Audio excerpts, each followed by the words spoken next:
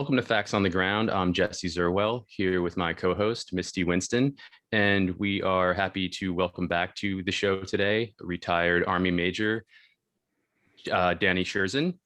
And he is a journalist. He is an author of 3 books, most recently, A True History of the United States. He is a veteran of both the Iraq and Afghan wars. And as I said, we're very pleased to have him back. So Danny, thank you for joining us again. Oh, thanks for having me on. It's always a pleasure. And as we tell Steve, one of my favorite events. So he's slow on the uptake. I think I'm going on his show in August, so he's too slow. Right on. Oh, scooped him again. Yeah, we were just talking about it yesterday that it's been like there for a while. We were having you on all the time, and then there was like this lull because you had your book, and then it came out and all of that stuff. And I was like, we need to. I'm going through Danny withdrawal. We need to have him back. So yeah, in your book's actually right there on my bookshelf. Nice. Well, I can tell because it's big. So it is big. If a reader doesn't like the prose, it's a multifunctional thing to order because it's a great doorstop. I find it out. So with my critics, it's great. Oh goodness. So okay. as I mentioned in the intro, and I think all of the other intros we've done, you served in Afghanistan and you wrote a piece at the beginning of July for antiwar.com called Spare Us an Afghan Threequel, Joe, Don't Get Pulled Back In. And the focus is the so-called withdrawal or the ostensible withdrawal that's happening. And let's start there. What are the dynamics of this so-called withdrawal? And is it really going to be a withdrawal? I hope it is, but I have my doubts. Joe Biden has proven better on Afghanistan than pretty much any issue, which isn't necessarily saying a lot given his record. And in the Obama administration, he proved probably the best voice, of the primaries in that administration. So I think that so far he does deserve some credit, which all the flack I took for criticizing Biden during the 2020 election, when, as we all know, if you criticize the factual record of Joe Biden, then you love Trump and hate everyone else that is of color. Like that was the narrative that, was coming out, and you also work for Russia. But I think on this one, we have to say that when it comes to the troop withdrawal, the uniformed service members who are on the white side of special forces or U.S. Army conventional, I'll get to that, versus the black side, which is more paramilitary and working with the CIA. When it comes to that, getting the troops out who have an American flag on the right shoulder of their uniform, that looks like it's happening, right? I mean, that looks like that may go down. It's a running question as to whether we get pulled back in, right? Whether the political pressure at home, and that's what it'll be, whether the political pressure at home, Joe feels forced to go back in, right? To look tough or avoid some disaster that we can't avoid anyway.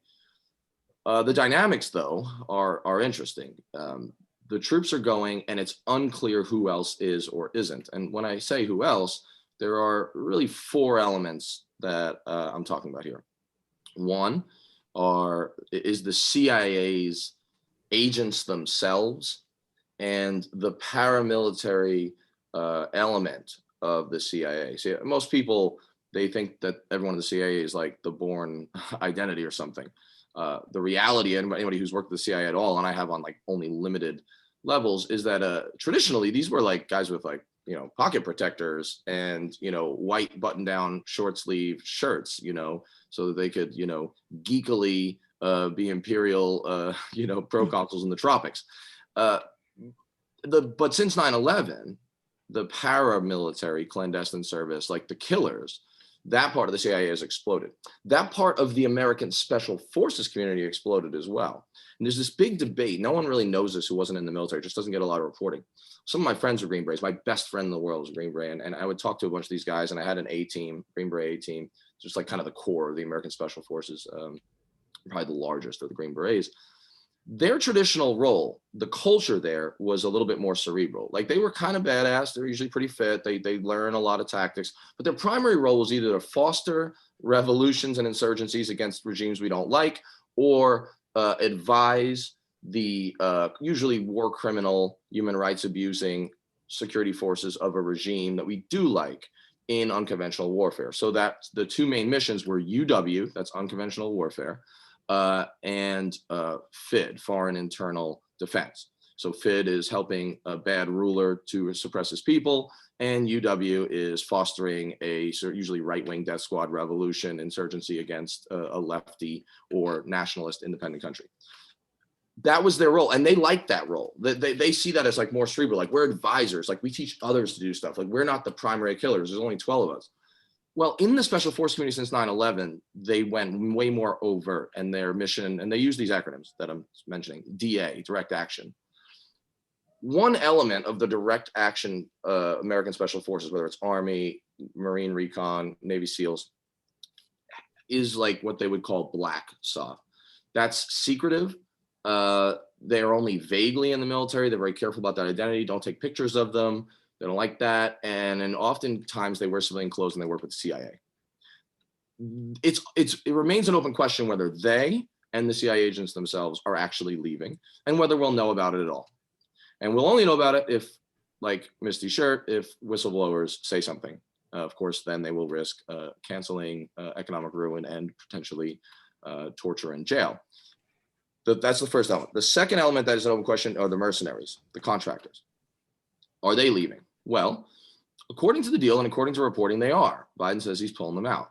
But read a little further, and what's being weighed is, well, the deal with the Taliban kind of says that any like American contractors have to leave when the troops do. Anyone paid by the Americans. So not just US contractors like Pakistanis or African mercenaries we use, and a lot of like white apartheid South African Rhodesian veterans who we still use, that's fun. They can't stay. But that's only if we don't find a loophole.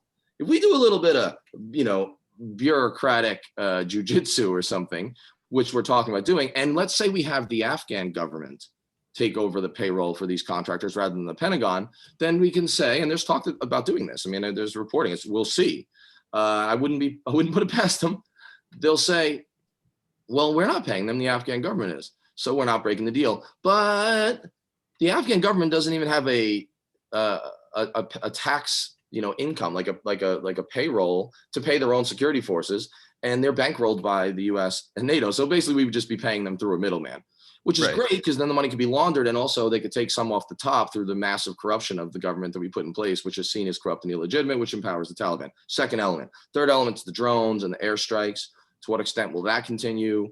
Will we put bases for drones closer to Afghanistan, if not in Afghanistan, because it's kind of hard to fly from, especially piloted aircraft. It's really hard to fly them from aircraft carriers or bases in the Gulf states because they only have like an hour of loitering time because of fuel. And also what happens if they get shot down, because without a US force in the area to do the extraction, that's bad.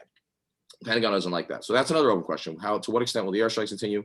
And finally is the proxies, which is to say the warlords, which is to say the people that the CIA's clandestine and paramilitary service and the black special operations folks who work with the CIA, the people that they do that UW with, that unconventional warfare, and also kind of FID. But the question is whether or not the US government will continue to support these proxy warlord ethnic militias, who are the same folks, by the way, the leaders of them. They're old men. They're old pedophile murderers, just to be clear, who in the 1990s were the kings of chaos. Kings of the chaotic civil war that led to the rise of the Taliban, because they'd rather Taliban brutality and stability to warlord chaos and brutality. Mm-hmm. And this is what people will do. People in those situations, desperate people will make desperate decisions. And of course, the real victims here are the Afghan people. And we were not the salvation of the Kabul government or the Afghan people. I'm so sick of reading that narrative every morning in my email newsletter from the Washington Post and New York Times. People who they can't spell Afghanistan, but they get to control the narrative, they got their spell check. But to ask them without their encyclopedia phone in their hand, the 4 ethnic groups in Afghanistan, but they write about it like experts. But every morning I have to hear that but if America leaves, as we leave, the chaos is happening. And they imply or they say outright that if America didn't leave, it would all be okay. Like, we're holding this thing together. We are contributors to the chaos. We're just another warlord player. It's like I say about the police all the time. Like, hey, a lot of police, they're just another gang. They wear blue. They're competing with the Crips for the powerful blue team.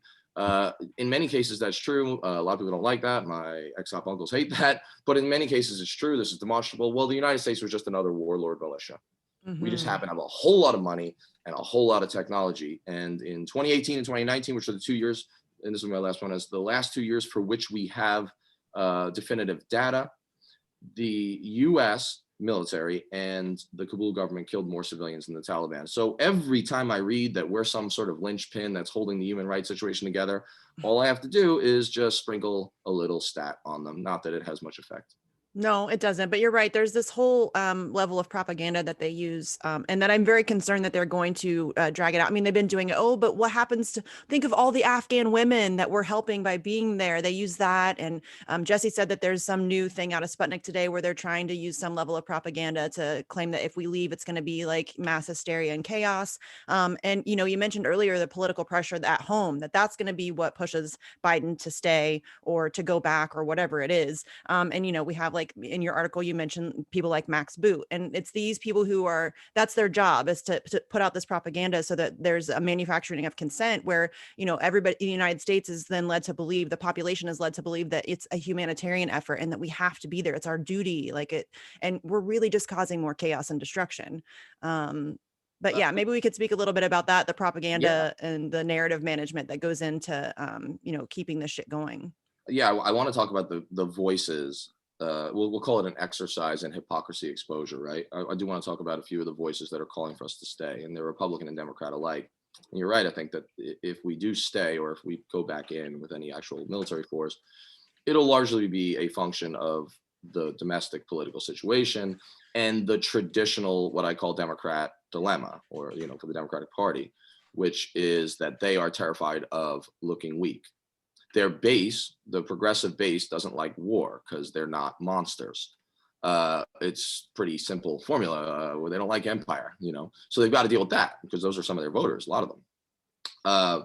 But they're terrified inside of Congress, and when it comes to funding and whether the war industry will pay for their campaigns and their yachts ultimately, they're afraid of looking weak against the Republicans. So they're afraid of the money getting pulled out from under them, because that's where the money in America comes from. Our only real industry anymore is war.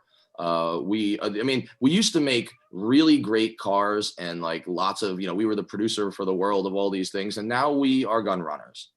I mean, welcome to the United States, like the gun running industry, the merchants of death of the world.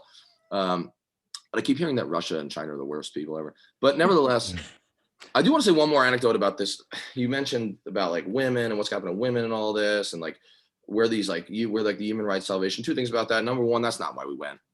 That's not why we went. When they were popping women in stadiums, you know what I mean? When they were burying people alive in the Taliban between 1994 and 2001, September 10th, we were talking to the Taliban. We were dealing with their government if we didn't have official recognition of them. We weren't sending the military in to save them. That's not why we went. Like, get your history right, people. You know what I mean? Like, that is important.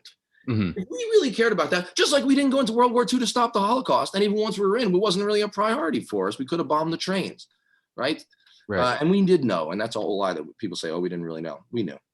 But there's another, I think anecdotes can be instructive, so can stats. So you throw a stat at people, certain brains like stats, and they're like, oh, you make a good point. You know, most of the time they ignore you, but sometimes you can convince people.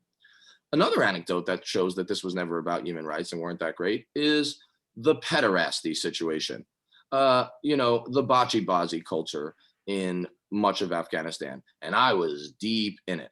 I mean, like, deep in it to the extent of my soldiers breaking up an attempted rape by our Afghan soldiers who shared a base with us and were our, quote, partners, broke up a attempted rape of one of our interpreters, or the time that my partner captain, who I'm supposed to work closely with and have meetings with and share information with, which was problematic to say the least, when I handed a prisoner over to him, and then he lied about turning him over to the intel people and putting him on a helicopter like he's supposed to and following the regulations within like 24 hours.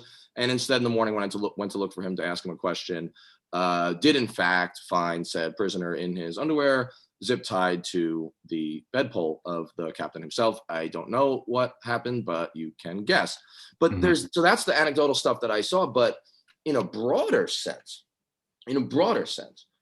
The official position, to the extent that they even had one, of the US military and the Pentagon was look the other way. Because we can't alienate these elders just because they rape boys. As like this is a mass like epidemic culture down there. Like this, they bocce bozzy. Like the elders, I got invited to a bocce bozzy party. I almost went until my interpreter told me what it was. It's like literally the first meeting I had with the local elders. I was like, hey, this is important. I know about counterinsurgency. Even though I didn't believe in the war, I wanted to like make my little area better and like get the violence down and not die. And so they invited, this was a big deal. They said, oh, you should come to this party tonight. And I heard the word like thrown around, but I didn't really know what they were talking about. And they were vague about it. And I was like, oh, that's great. Like, I'm going to get in with these people like first day. And my interpreter was like, I'm saying no. And I was like, what? What do you mean? And he was like, I'll explain later, like in my ear. And what he explained is what they do is they sit around in a circle. They smoke a lot of hashish, because alcohol is evil, but they're cool with that. And then the prepubescent boys dance in women's clothing and makeup, like dresses. And then once they're like good and hashed up, like in order of seniority of said elder, they then pick the boy of choice and they bugger him in the back. The official position of the Pentagon was essentially don't do anything about that because we can't alienate the people. And when a Green Beret captain walked in on an actual rape in progress, this story made waves for a moment, and punched this guy out, like beat this dude up pretty bad, didn't kill him, but that captain got in trouble and like his career was affected. So like that's another anecdote and it's a long one. But when people talk about the women's rights situation and the human rights situation, I'm like, hold on. Who are you talking about right now? Are you trying to tell me that the generals running this war, that was their concern, that was their priority? Get out of Dodge. But yeah, the domestic political situation. Oh, those voices. My favorite, I'll just use one. My favorite of them. And this one, I'm personally like, I hope I would like to run into this guy just to like hopefully only have a vocal argument with him. His name is Congressman Michael Waltz. He was a Green Beret and an Afghan war veteran. He's from Florida. He's a Republican. I mean, not a guy you probably want to have a beer with. You know what I mean? Or listen to the music in his souped up pickup truck that's destroying the planet, but makes him feel like a man. That's right. I'm talking about you, Michael. But like he tweets, as our only base sandwiched between China, Russia, and Iran, Afghanistan is a huge strategic asset. Okay, I'm going to pause there. Apparently there's endless utility of just blaming the bad boys, right? Iran, Russia, China, like the new axis of evil. And also, it's not a base, it's a country. Because then he says, why are we just giving it away? Right. It's not a base, it's a country. There are real people there, and it's not ours to give. But this is the kind of rhetoric of these people. They're the same people who say America's not an empire. America's never been an empire. And like, you're talking like Benjamin Disraeli right now. Like you may as well have like a cigar in your mouth, a pencil ready to like cut a people in half into two synthetic countries while you hold a shotgun and watch watch a couple thousand people starve to death while they build a railway from Calcutta to Bombay. Like you sound like those people, and then you'll tell me we're not an empire. Like this is what Biden is up against. I'm not saying he hasn't been complicit in many of these things in most cases or in other countries and other wars before, but this is what we're hearing. And this is mainstreamed in the Post and the Times and quoted regularly. Yeah, it's not surprising, but it is infuriating. And one of the details about that gives me doubt about an actual pullout happening is the fact that the US embassy is going to remain there. And that requires protection, that requires all sorts of armed individuals to keep the status quo. So I think that's even more, I don't know if you can call it evidence, but it's even more, it lends much more weight to the argument or the prediction, if you will, that we're really not going to pull out, just like we really haven't pulled out of Iraq. You know, the Green Zone is the largest US embassy in the world, and it's not going anywhere. And these are places, like you describe in your piece, that have an almost Baudrillard sense of reality to them or unreality to them. And it's like, it really is like the US is just taking its, democratic, consumerist culture and the ideologies that go along with that, and just planting them in these countries, and they're there to stay. And Biden can talk about reducing the troop count to, I think it was around 500 the last I read. He can talk about that till he's blue in the face, but the fact is, like, the major components of the U.S. war machine are going to remain there. I want to. I like language, as I always mention. Linguistic gymnastics are interesting to me. Like the ability of these people with straight faces to twist the English language beyond belief is like, that's the banality of evil right there, the bureaucratic banality of evil. But here's my question on that language thing, on your point. How militarized does an embassy have to be for it to stop being an embassy and start being an army base? I had read 650 was the plan. 650 was the planned guard. That's the size of an infantry battalion. If you need an infantry battalion to guard your embassy, you're on some shaky ground. You did not succeed, and you are not one of the good guys. And like take Kabul's airport. The Kabul government needs that airport to be open because they're landlocked. And by the way, someone should have told the generals that landlocked countries with hostile neighbors around that provide safe havens for the enemy, especially if there's a lot of mountains and it's really rural and no road structure or electricity grid, those places are hard to conquer and hold. I don't know. I studied just a little military history at that place called West Point, but I don't know. Maybe they forgot what they learned there. Yeah, and what is always left out of the narrative is that the Pashtun people, especially, they don't recognize the Durin line, which was drawn. So for them, what we call Pakistan and then what we call Afghanistan, it's the same to them. They don't recognize the imperial line that was drawn between what's now these two countries. And I think that speaks back to the illegitimacy you were talking about of the governments that the U.S. has tried to prop up there. Well, I like little formulas and kind of like shorthands. And here's one. You show me a large group of stateless people, the largest groups in the world, and I'll show you a place the United States is mired in combat still. And that will be a conflict zone whether we're there or not. And so let's think of a few. 3 of the largest stateless peoples, like big ethnic groups, ethno-linguistic groups that do not have their own country because of imperialism, largely, right? Because of lines drawn by the imperialists and stuff like that, are the Kurds. I heard there's been some drama in Kurdistan over the last like 50 years. I don't know if you guys heard. The Tuaregs in the Sahel. I think we've talked about that on this show. Mm-hmm. And the Pashtuns, who don't really have a Pashtunistan. They are in Pakistan, as you mentioned, and in their tens of millions. And then they are in Afghanistan in their tens of millions. This is a large group. And the Duran line that you mentioned is drawn by one of those British imperialists that my friend Michael Waltz sounds a lot like when he talks. And a guy with a cigar did, in fact, take a really thick black pencil and just cut people in half. And of course, that's the cause of a lot of the trouble and largely why Pakistan was a frenemy, I mean, mainly enemy, who kind of allowed or couldn't stop, depending on when, the Taliban from being having a cross-border safe haven. I remember that, getting back to that kind of history of just how absurd this is, I remember when Petraeus took over in Afghanistan, he was going to save it.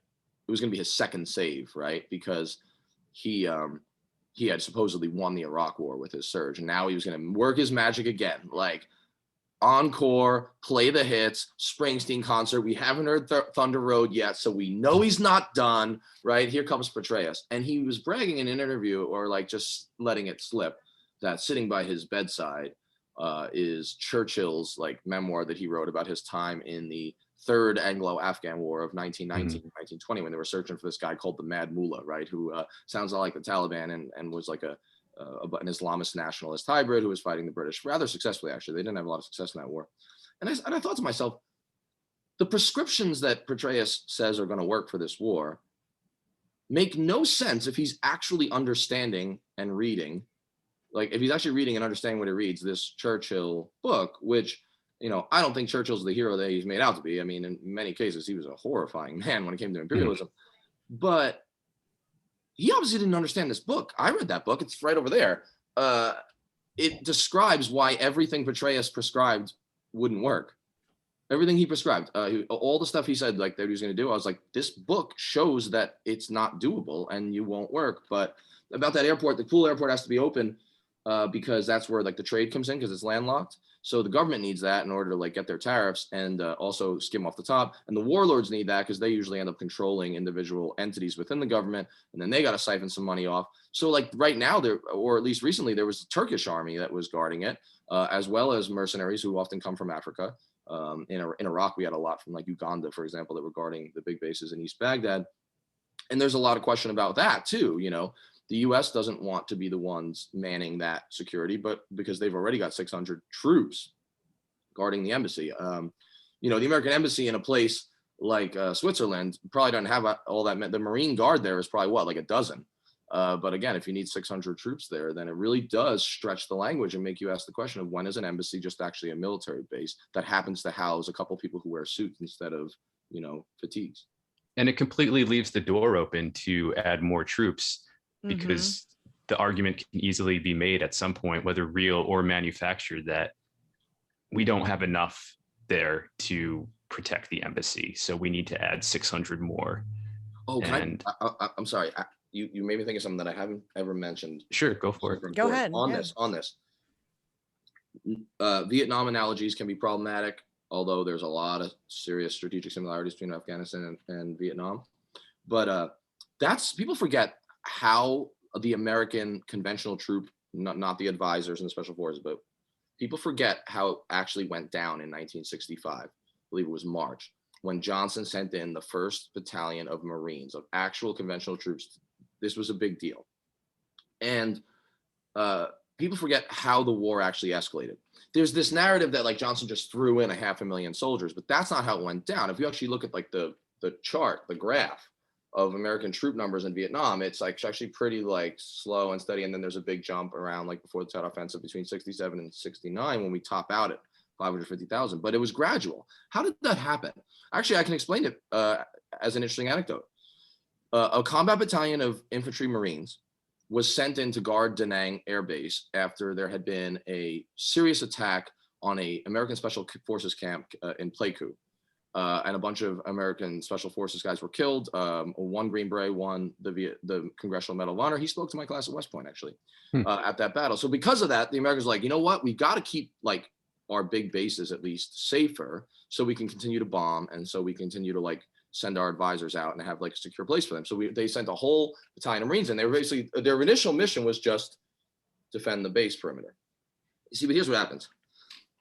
They start shooting mortars and rockets at the base, and they start ambushing like convoys that are leaving with supplies. Sometimes they're contractors, sometimes they were our military, and the advisors going out with the South Vietnamese army. So now the lieutenant colonel in charge of that battalion tells his boss, who's on the base, who's like a higher guy, probably like one of the generals in charge of advisors, he says, the general pressures him, you got to stop this. You got to stop these mortars from getting fired at us. And the colonel's like, oh, shoot, if I don't do my mission well, the mortars keep coming and I won't get promoted because he'll be mad. So then he says to his general, all right, sir, I'm going to do it. I'm going to do whatever you need to do. Like, yes, you say jump, I'll say how high, but I got to start doing cloverleaf patrols outside the perimeter, but I'll still call it defense. But in order, the best defense is an active offense and all that, like military mantra. So now I got to send out patrols, but don't worry, we'll only go like as far as the range of the mortars. But the 600 guys in this battalion, they're not quite enough. So they called in another battalion. And so one battalion would guard the base and sleep and get their rest. And then the other battalion would do these patrols. But like, then what happened is those patrols kept getting ambushed, even though they were able to kind of stop the mortars. And they said, the problem now is we're getting attacked from outside the perimeter we're patrolling. And they've got these little like logistics bases and arms caches, the enemy does. So what we really need is another battalion of infantry. So one will do the base guard, one will do the cloverleaf, and another one will do another cloverleaf off that to try to like hook in and stop these Vietnamese bases. And of course, you know how it goes from there. Next thing you know, there's 550,000 soldiers. So you're absolutely right about this opening the door situation. When you have a militarized embassy, that's essentially a military fort overseas, it does very much open the door. I don't want any footprint in Afghanistan because it will be used traditionally and historically. It is usually used as basically a funneling depot for militarized escalation. Yeah. And I'm worried about that whole aspect of it too, because I feel like Biden's kind of in a tricky place with this because like you said, he has to worry about seeming tough And, he doesn't want to seem weak on anything foreign policy, which is just such ridiculous, like bullshit, small dick energy. You know what I mean? It's the Harry Truman syndrome, I like to call it. Yeah. But I'm worried that, because it takes, political pressure at home, I'm worried that there's going to be some kind of like false flag or some kind of something that's going to legitimize a decision to stay in Afghanistan. Or I worry that he's going to make a big show of quote unquote pulling out and then very quietly reinsert ourselves while nobody's paying attention. Because I think that that's a very easy thing to do in this country. People have very short attention spans. And so if he makes a big show about pulling out, then look, he, one of his campaign promises and one of the things that they've been trying to do, Barack Obama said he was going to do it and Joe Biden did it, you guys. He's just so great. And then he'll just be able to very quietly reinsert us back in while people go back to sleep. And one of the reasons to be able to do that is because an AP poll last year, for example, showed that only 12% of non-veterans, so just straight up civilian Americans, only 12% are closely following Afghanistan related news. So if the people are asleep and you do it secretly and you hide everything and you make war an abstraction that becomes nearly invisible, except for people being bombed and shot, then it is really easy to do exactly what you're saying. And that is the fear that this will drop out of the news. The media will be like, this doesn't sell anymore. The word Afghanistan is boring. It's anathema. Don't even use it. Just let the government do what they're going to do over there. As long as they keep it quiet and there's no major atrocity scandal that breaks, like we'll be okay. That's war as abstraction. That's the new American way of war. That's my next book with Steerforth Press, is about invisible war. I think we're calling it The New Barbarians, about how America's future war is going to work. And that point just brings into sharp relief again how important whistleblowers are. Coming up on Sunday is the 11th anniversary of the release of the Afghan war logs. Thank you, Julian. And September 11th is the what is it, 20 years? 20 years. Yeah. So I mean, I think that's it just brings into relief how desperately we need whistleblowers, because the media hides this stuff. We've talked about it before many times on, when we've had you on. Since Vietnam, they very much hide the atrocities of war. You don't get to see that stuff anymore. You don't get to see the caskets coming home, the flag draped caskets. You don't get to see, they show the bombs going, shooting off, and Brian Williams, gets a chubby and freaks out. But you don't get to see when they land and the devastation that it causes. And so I think that that's like a real concern that we need to try to get people more invested in, figuring out what's actually happening. I'll say this about that, like, hidden aspect. It's not publicized in the media, and we have a Praetorian guard of, I consider myself as having been basically a professional mercenary. We don't have a draft. It's not a citizen soldier army that the founders talked about, right? It's not the Minutemen fighting for American freedom or defending us. It is a profession now. You are killing and dying is your calling, and your parents did it more and more often. We've talked about this. The combat units are whiter, more rural, more deep souther, and more Rust Belt or Mountain Wester than anybody else. And it's a calling. And we put these bases where the combat units are pretty far from the coasts and the big cities. And so not only is it not in the media, it's not in your community. And my first wife, Erica, she was there with me. We were babies. She was 22. I was 23 when I hit Iraq, and soldiers in my unit started dying. A lot of them. In my platoon and across my squadron, and the whole base at Fort Carson. And I remember her saying when I got back after the 15 months that, and I believed it, and it struck me because I hadn't really considered like her. I knew it was hard to be away and miss your husband and be worried about me, but it was more than that. And it was like one of those striking moments where someone says something like, "How did I miss this?" She was like, we, like the Army wives on this base or in the community we live right outside the base, we feel like completely like divided or distant from the American people too, just like you guys. She's like, because our friends, we were from New York. She'd be like, my friends back home, they don't wait outside their window or even know people who wait outside their window and know that everyone on the block like freaks out if somebody in uniform, in a dress uniform, is driving their car. Odds are he's just on his way to the unit ball.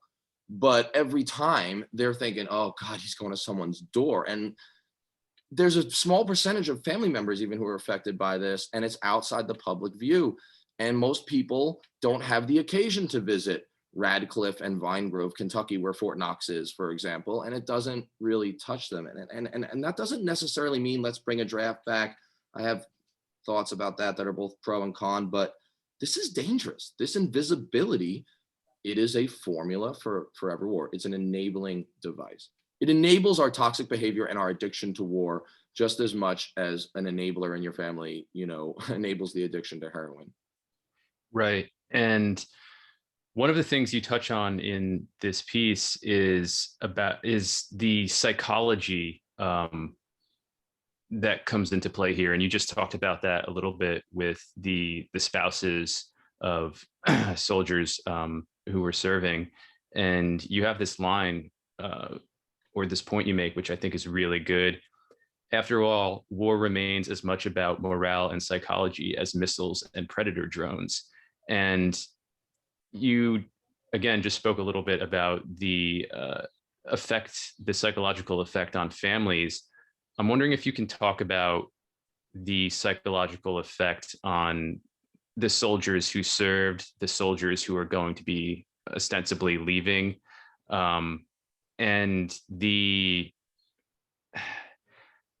I don't know what the right adjective is to describe how you describe them in your piece, but perhaps you can talk about that a little bit. You know, there's 2 point something million veterans of Iraq and Afghanistan, essentially. There's at least a full million American soldiers rotated in and out of Afghanistan. The average number of tours for an Afghan war vet is the highest in American history, higher than Vietnam, when there were less professional soldiers and more draftees flowing in. So most people only did one tour. The pros, like the guys who went to West Point or are there for a career, or like the old sergeants, they might do 3. Even then, probably that was about the most, for the most part, unless they were there for short special forces tours. We churned up a couple of million American veterans. We adulated them at home in the most vacuous and vapid way. We wrapped ourselves through our own insecurity about things like masculinity and patriotism and toxic crap like that, and projected that into buying a couple of meals at TGI Fridays, jumbo screen like fetishization of the military, bumper stickers and thank yous. Meanwhile, through our apathy or our poor political choices and hawkishness, and in our voting, and then of course our leaders, we churned them up in hopeless crusades that somehow manage to combine absurdity and indecency in equal measure. And that's a bad formula. The cost, anecdotally, to my soldiers, I stay in pretty good touch with dozens, if not scores of them. These people I text, these people who are on my phone, these people I talk to or I see occasionally. We have little reunions, informal. They're not doing well. I'm going to tell you, the percentage of my soldiers and peers who are out, which is most of them, that I'm in contact with. And look, this is one guy and it's only one sample size, but the statistics are out there on suicide and homelessness and PTSD rates and homicide, right? I mean, the stats are there too, but let's talk anecdotally. I'm going to go as conservative as possible. The number is higher than this, but I want to be careful. 80% of the soldiers that I'm still in touch with are really, really struggling to even get by. Less than 50% work. Around 50 or more percent, these are low numbers, are addicts. I am concerned about getting a call about the next suicide of one of my soldiers. So far, there's been 5. About 25% of them are on the list of people that I don't want to call in the middle of the night. And I think it might be them. That's one group. We were asked to do something that was impossible. That was immoral, in my opinion. They don't all feel that way, but I do think many of them have a vague sense, definitely of the hopelessness of it. And that drives a fatalism and a recklessness and a dark view of the world. But what we were also asked to do was ethically dubious at best, and that's called moral injury. They finally come up with a word for like that damage. It's so PTSD's out there, but then they've added this other element, which PTSD was called the signature wound of the Vietnam War. That was like the little mantra. It's been said that moral injury is the signature wound of, and the new buzzword, but the signature wound of the global war on terror, as it used to be called, Afghanistan, Iraq being the biggest theaters there. That cost is immense. immense. And we don't even know the cost economically and socially yet, because when you hear the stat that like 22 veterans a day are killing themselves, you know, it fluctuates between like 16 and 22.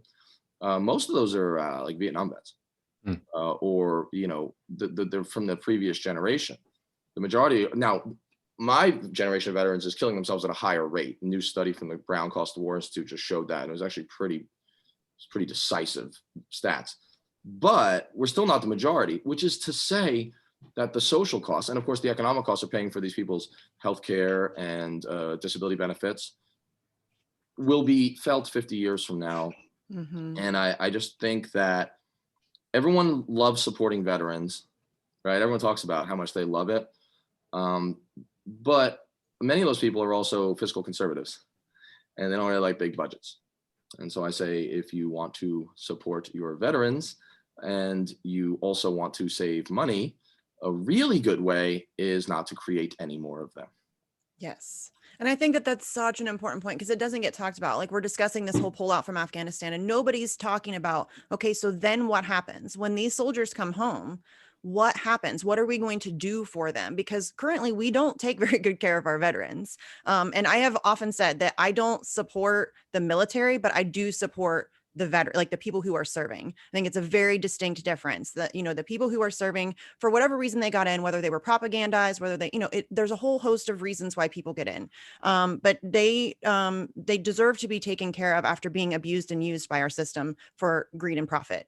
And so, you know, but I worry that nobody's having the conversation about these people come home. Okay, that's great. Listen, I am 100% for that. We should have done it forever ago. But what are we going to do for them to mitigate these things that they're going to go through when they get here? Because like you said, we're not going to know the social cost of this. We're not going to know the damages that have been done to these people for a while. It's going to take a while to play out. Will some of them come home and immediately spiral down? And, you know, of course, but I think it's going to be more of a drawn out process. And, you know, 25 years, 50 years from now, we're really going to see the impact of that. And we have an opportunity to, you know, not prevent all of it, obviously, but we have an opportunity that we could help lessen some of that load and prevent some of these people from spiraling. We can put services into place that will make the transition easier. But nobody's talking about that. And I think it's a really important part of the conversation that always gets overlooked.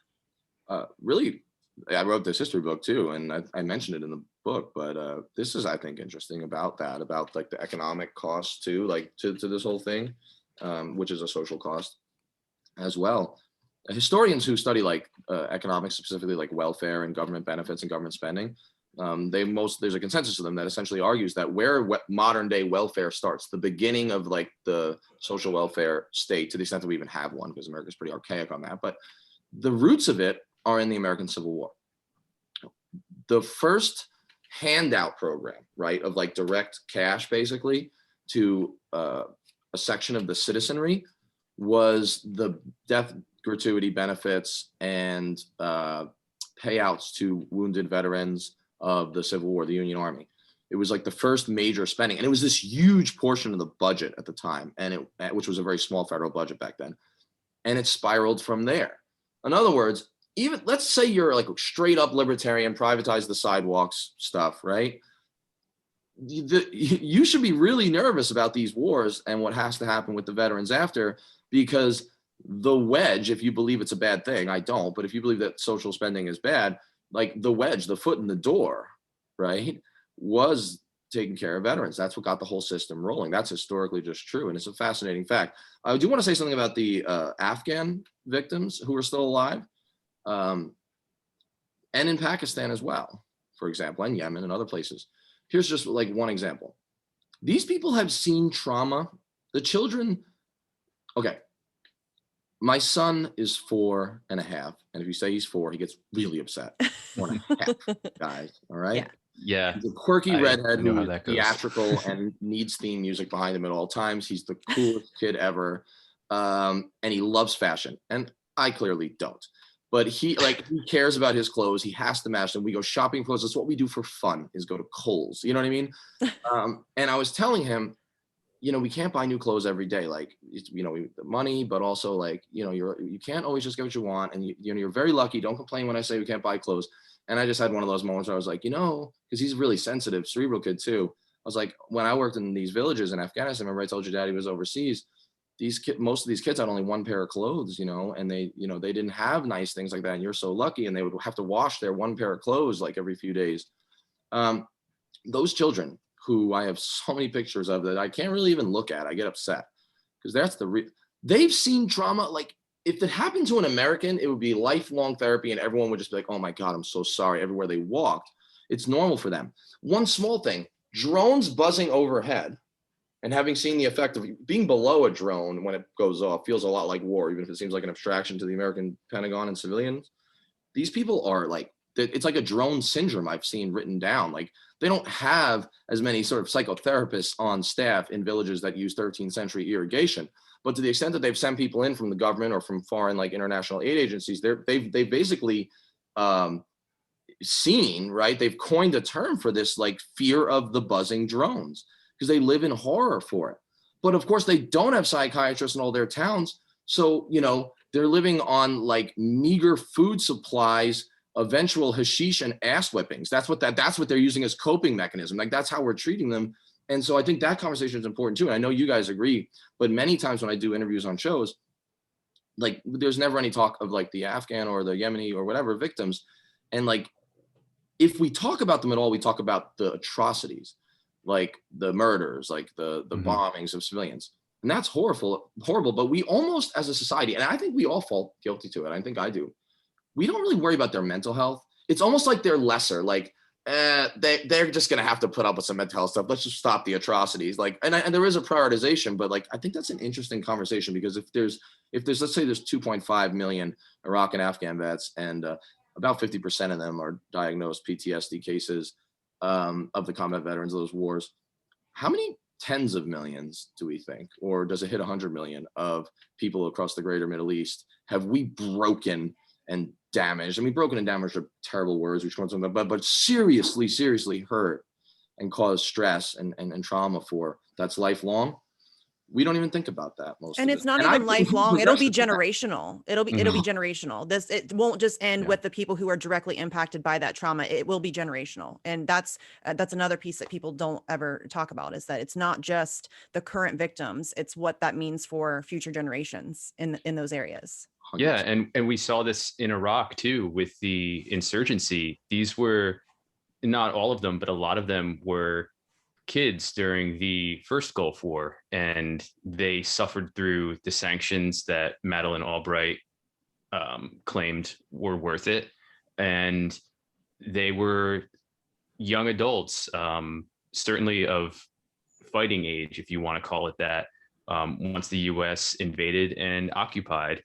And, that there's generational trauma there that motivated them to fight against the American occupiers, because they had grown up under the genocidal boot heel of Western and especially American sanctions. And so there's all kinds of blowback that can result from that.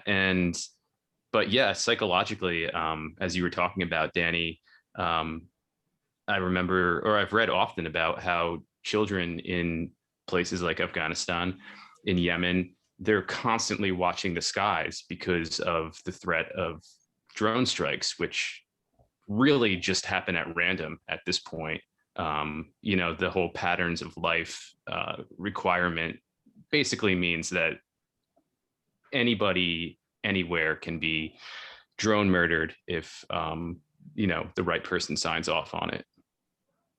Oh, absolutely. I can't even imagine what it'd be like to live under that.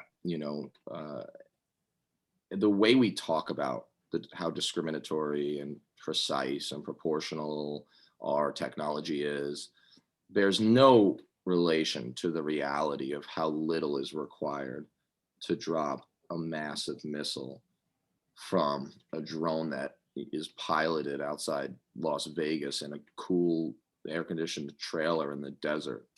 And then that drone pilot drives home on the highway, is frustrated about the traffic, and had just had a fight with his wife that morning, and now he's got to go back, or her husband, and just like go to Little League right after killing a bunch of people that maybe were bad and maybe weren't. Maybe we should have been there and we definitely shouldn't. That is insane. And we should That's thank insane. whistleblower Dystopia. Daniel Hale, who faces Yes. sentencing on Tuesday. He's the whistleblower who exposed the drone program and the atrocities that is caused from that. So yeah, definitely. I love me some whistleblowers, obviously.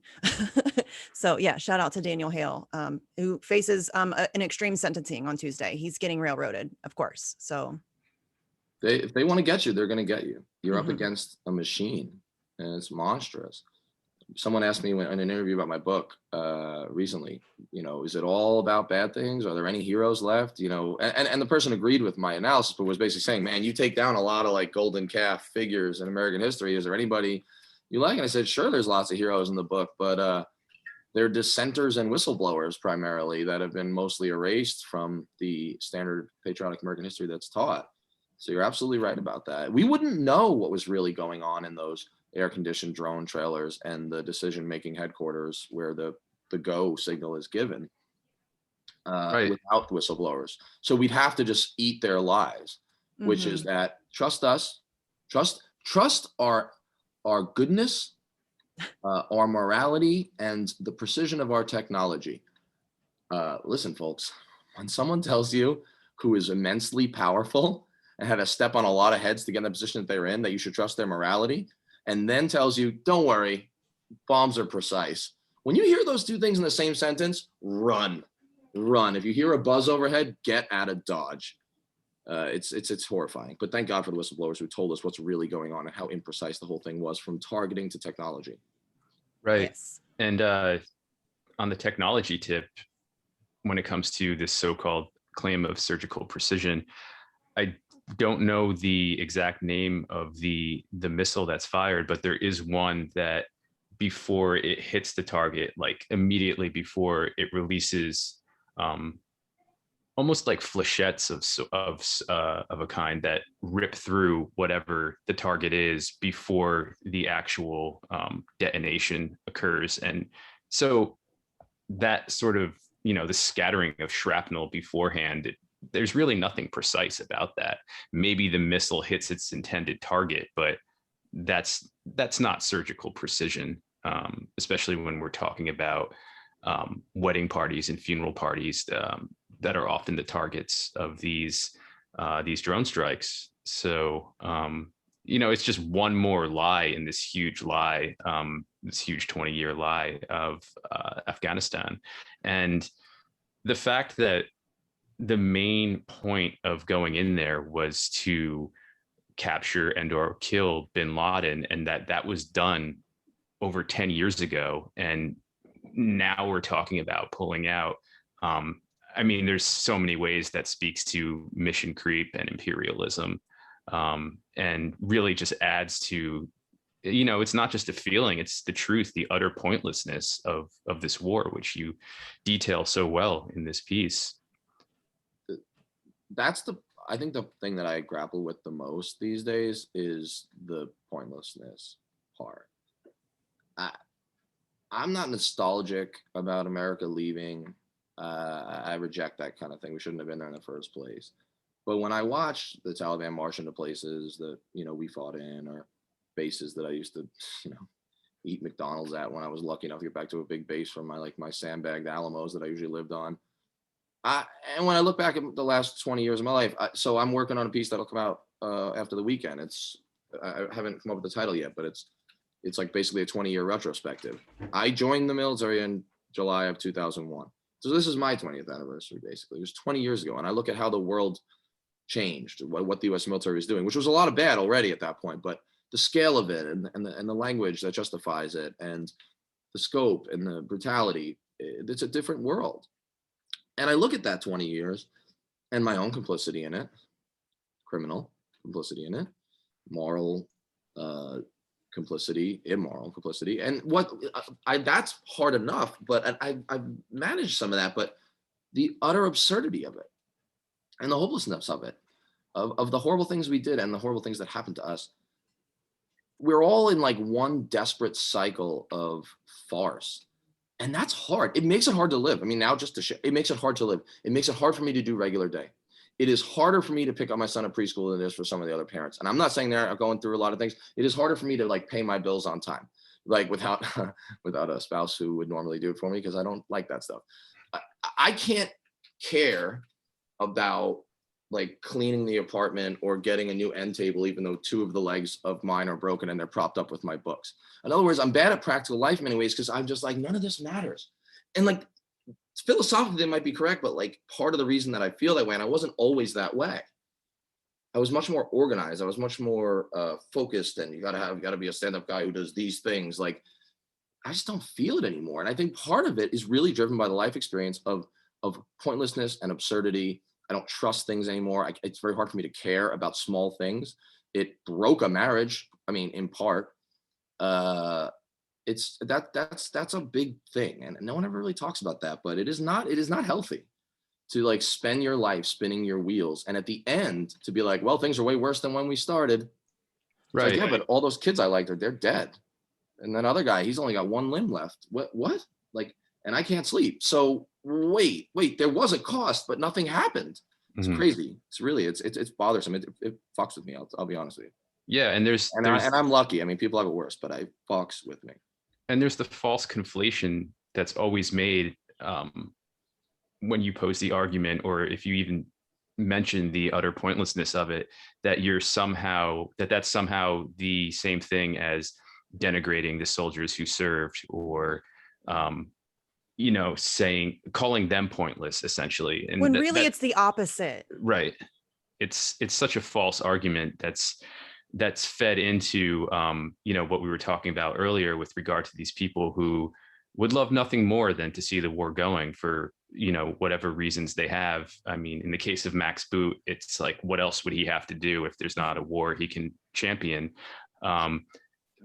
Then on that same tip, you quote Condoleezza Rice, who says essentially that we're probably going to have to go back in. And, this is the woman who in 2006, while Israel was slaughtering Lebanese civilians, said, these are the birth pangs of the new Middle East. She always has some sort of quip that's completely detached from reality, but it has like a patina of Stanford scholarship to it. And, these people are, like beyond complicit in this war. And if anybody's going to keep it going, it's going to be these voices. And I don't know how we take them to task for that and really like shut them up and turn them into the pariahs they are. Misty mentioned at the beginning of the show that Anthony Blinken just came out and said that if we leave Afghanistan and allow the Taliban to take over, which is essentially what's already happened, the Taliban has already taken over, they've made significant gains, that Afghanistan is going to turn into a quote pariah state. And it's a complete flipping of the script. Not to mention that, before this present time, it's not like Afghanistan was some sort of paradise. It's been a hell disaster for even more than 20 years before, this current U.S. Occupation. And it's like, there's a reason why they call it the graveyard of empires. And before we go, 3 points on that you just raised for me. We'll start the last one. Another way to prove this isn't about women's rights, I love deflating that. It's like one of my indulgent, petulant games, is what you mentioned about how long this war is. Afghans have been in overt war or civil war since at least 1979. Let us remember, that's why I called it an Afghan threequel, if we go back, because there's the last 20 years of having troops there. But before that, there was us running a proxy war against the Soviets, in which we empowered and sided with. Yes, they were fighting against the brutal Soviet occupation, which I also oppose because I don't really like invading other folks. Imperialism's not my jam anymore. And I didn't like it when I was doing it, but that's called complicity. Nevertheless, we were backing some of the most extreme Islamist elements who then, of course, coalesced in Taliban. It's an old story. Everyone knows it, but like we don't keep it in context. Guess who was treating women better than anybody in history of Afghanistan? Guess who was sending more of them to school, letting them be in the government, letting them teach? The communist government. Because let's remember that the real left, with all its flaws when it becomes totalitarian, just like the right, but the thing about the left, at least, is that communism and strong like Marxism or any of that stuff, they're pretty good about, you know what, the equality of genders and stuff like that, or at least purport to be. Well, certainly better than what became the Taliban, the Mujahideen that we like celebrated in movies like Rambo 3, and then also with Stinger missiles, and then they become the Taliban.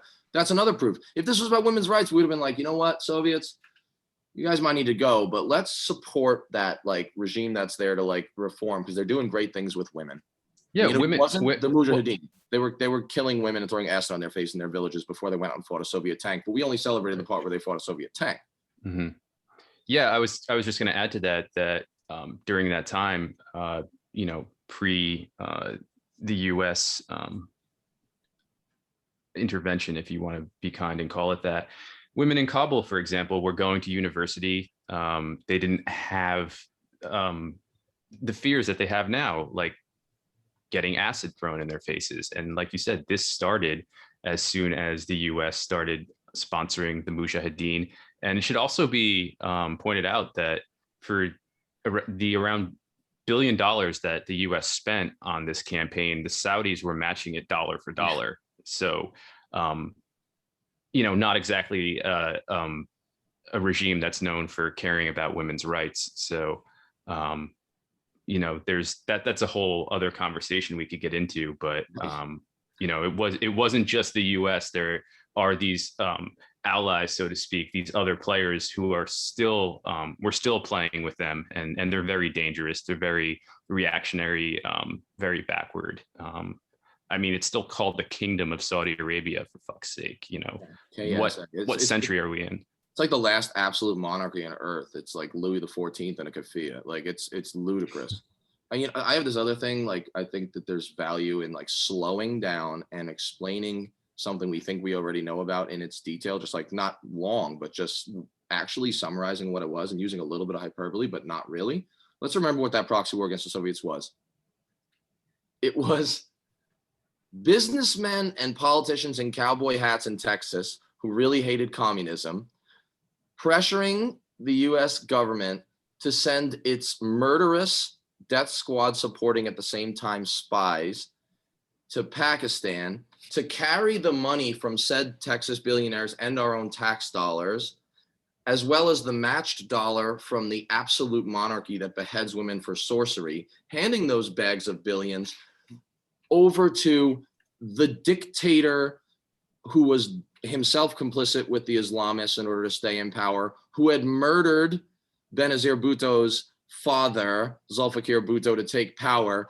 We let him run the thing because he said, if you want the bases here, what you need in order to run across the border and support the Mujahideen, then you got to let me run it. So we handed him the sacks of billions, trusted this murderous coup artist of a dictator to then hand that money to the most reactionary Islamist elements fighting the Soviet regime. That's what really happened.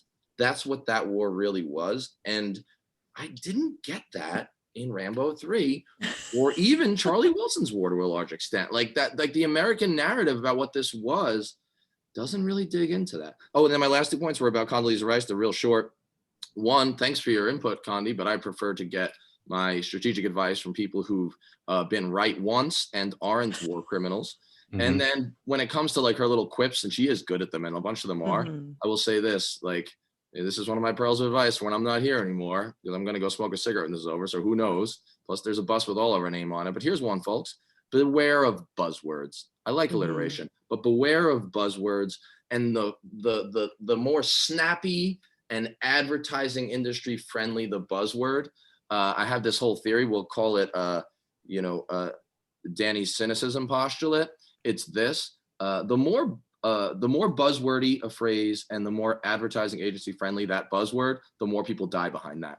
just keep that in mind. It's an actual direct relationship. It could be proven scientifically. I just haven't done the work yet, but no, I feel like that's accurate. I feel like that's entirely accurate. You're right. They're very good. They're very good. And you love language. We love language. We've talked about it before. They're very good at language. They're very good at the propaganda and the rhetoric and, poll tested and committee approved and making sure that everything is, going to hit people in the right emotional place so that they can get away with. Yeah. Rumsfeld was a master of it, and good riddance to him. You don't want to pour one out for our as Robert Graves wrote, and as you say in your piece, goodbye to all that. Goodbye to Rumsfeld. Later, Tater. All right, so Danny, I know you have to go. I do got it wrong. My favorite headline, I think, was in the Daily Beast though about Rumsfeld. It said something like, sounded like it was something from The Onion, but like smarter. It was like Donald Rumsfeld, killer of 500,000 people, dies peacefully. Perfect indictment of like Chicken Hawk America. Thank you to whoever came up with that headline. That's amazing. Oh, okay. So I know you have to go. We would talk to you forever if we could, but we'll have you back on, obviously. Everybody should check out Danny's book. Do you want to tell everybody where they can get the book, where they can find all of your stuff that you got going on? Yeah, so True History United States, you could do Amazon for only books if you want, but if you want to go to the publisher, independent bookstores stuff have it, but Steerforth Press or Penguin Random House, which did the audio, which is my voice, so if you like it at all, you can hear all the indulgent inflection. That's all on their websites. And then skepticalvet.com for me, as well as @skepticalvet on Twitter, for which everything I do and my colleagues at EMN do shows up there. So thanks for the opportunity to do that. Which EMN is Eisenhower Media. Yeah, and that's a great EisenhowerMediaNetwork.org. That's the organization I direct of so far 12. Well, we're about to add another, which is going to mess up my whole buzzword that I just warned against of our 12 apostles of anti-militarism, as I would jokingly call us. But these are anti-war vets from the rank of major general down to basically corporal, who write and speak, and we try to highlight their voices. They're folks like me and people more talented than me, and we try to get their work published and on as many shows, hopefully mainstream increasingly, but it's tough to break in, but that's our goal. So yeah, EisenhowerMediaNetwork.org. There's a lot of stuff on there, all our work, bios. And if anyone's listening and then they do media stuff, reach out to us. And then awesome. Fortress on the Hill podcast. Yeah, that's right. And Fortress on the Hill, I do too many things. Yeah, fortressonthehill.com. Yeah, I do a lot of things, but not a lot of eating and sleeping. So maybe we got to really rework. I'm going to explore that with Christy next time in our session. Shout out. But so check us out there. And again, thanks for having me. And I'm sure something horrific is going to happen soon and we can come talk again. Yeah. Well, we'll see. But yeah, it's always a pleasure, man. Thanks so much. Glad we could reconnect and look forward to doing it again. Absolutely. We'll talk. Thanks, guys. Thanks, Danny.